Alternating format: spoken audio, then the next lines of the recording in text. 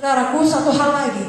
Kalau saudara bertekun dalam iman, kadang-kala yang saudara doakan tidak terjadi seperti yang saudara doakan itu, maka itu berarti Tuhan tidak menjawab doa. Bukan. Tuhan menjawab lebih baik lagi.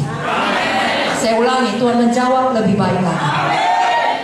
Dan kerap kali waktu Tuhan berbeda dengan waktu kita. Kita pikir sudah terlambat. Kita pikir, kok lama kali ya Tuhan, sudah kami berdoa, kok kelihatannya gak terjadi apa-apa. Tuhan tidak pernah terburu-buru. Saudara ingat Yesaya 55, 8-9 berkata, rancanganku bukan rancanganmu, jalanmu bukan jalanku. Demikianlah firman Tuhan.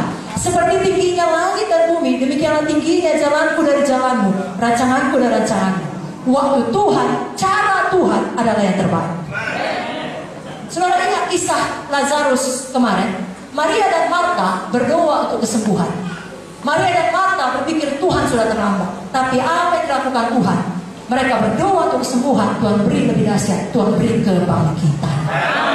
Tuhan tidak pernah terlambat. Sebabnya saudara yang berdoa untuk satu hal, berdoa dengan tekun. 1 Korintus 2 ayat 9 berkata, apa yang tak pernah dilihat oleh mata, tak pernah didengar oleh telinga, tak pernah timbul dalam hati manusia, itulah yang disediakan Allah untuk mereka yang mengasihi Dia.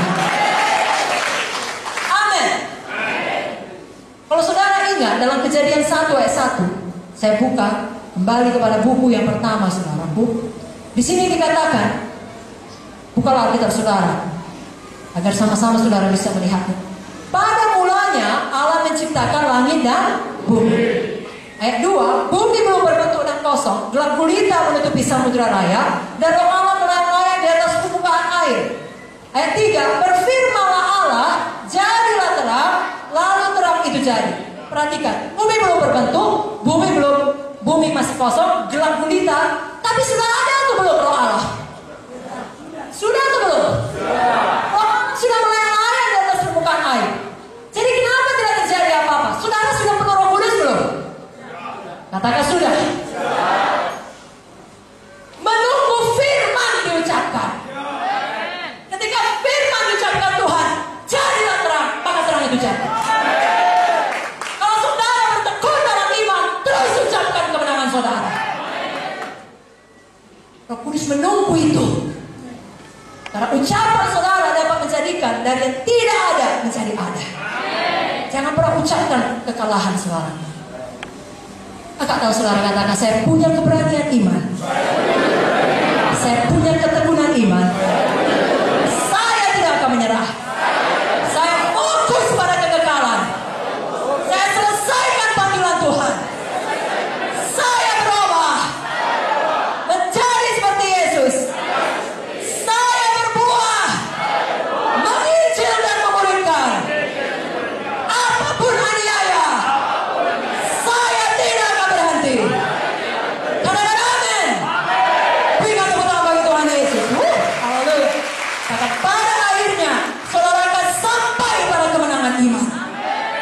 Saudara tahu apa itu kemenangan iman? Seperti yang dikatakan Kaleb, berikan padaku Hebron. 85 tahun, paling tua. Sama seperti Abraham tadi, tidak ada dasar untuk berharap. Tidak cocok dia lagi yang pergi berperang. Bahkan dia berperang bukan melawan sembarang raksasa, melawan Kiryat Arba, orang enak yang paling besar.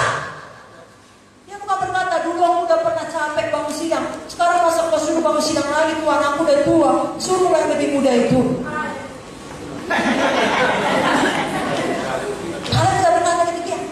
Dulu aku kuat, sekarang ini kekuatanku sama dengan 45 tahun dahulu. Seperti itulah aku masih bisa berperang, keluar masuk. Itu kemenangan iman. Itulah teladan di depan mata kita oleh Ibu Munti. Sudah jatuh, sudah dioperasi, sudah melalui banyak kesakitan, banyak penyakit, banyak badai kehidupan, tetap berkata, berikan kepadaku Hebron. Saudaraku, itu roh yang berkata berikan kepadaku Hebron adalah roh Kaleb, roh kemenangan iman. Itu DNA saudara. Itu sebabnya gereja ini namanya Gereja Kemenangan Iman Indonesia. Jangan lari dari DNA saudara. Kemenangan iman selalu siap berperang bagi Tuhan. Dalam usia berapapun, dalam keadaan sesulit apapun, detak jantung saudara seperti detak jantung Tuhan yang berdegup mengatakan 1 jiwa lagi.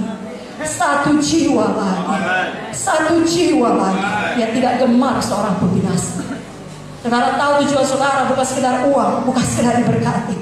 Saya sudah katakan tadi, kalau sekedar diberkati, Pak Munte sudah bisa tenang-tenang. 10 tahun sebelum ia meninggal dunia, Ibu Munte sekarang ini pun harusnya bisa liburan kemana dia mau. Tidak. Sudah ditinggal Pak Munte aku pun sudah kerja keras selama ini. Maka sekaranglah saatnya aku ongkang-ongkang. Tidak, saudara. Tetap berkata, berikan padaku Hebron. Selagi masih ada nafas, kita tahu aku tidak akan mati tetapi hidup untuk menceritakan perbuatan-perbuatan Tuhan yang ajaib di dalam teladan kita. Roh Kaleb yang sampai kepada Hebron. Dan begitulah siklusnya terus. Keberanian iman, ketekunan iman, kemenangan iman. Saudara tahu biasanya sama seperti kisah Kaleb pada usia yang muda, keberanian iman. Semakin lama saudara mengikut Tuhan, ketekunan iman, sampai saudara matang, semakin dewasa, saudara punya kemenangan iman. Saya baca beberapa ayat terakhir, saudara suka cita. Ibrani 11 ayat 32. Dan apakah lagi yang harus aku sebut? Sebab aku akan kekurangan waktu apabila aku hendak menceritakan tentang Gideon, Barak, Simpson, Jefta, Daud, Samuel, para nabi. Yang karena iman, karena apa saudaraku? Karena uang, karena pendidikan,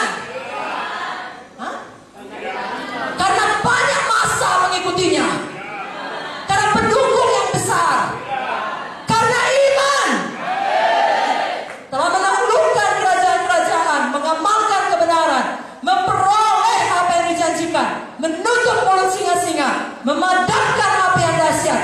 Mereka telah luput dari mata pedang, telah beroleh kekuatan dan kelemahan, telah menjadi kuat dalam peperangan, dan telah memukul mundur pasukan-pasukan tentara asing. Itulah dia, mujizat demi mujizat.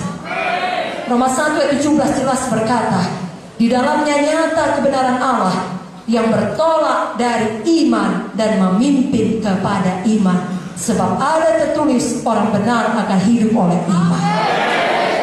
Semua yang lahir dari Allah mengalahkan dunia. Inilah kemenangan mengalahkan dunia, iman kita. Saudara diberkati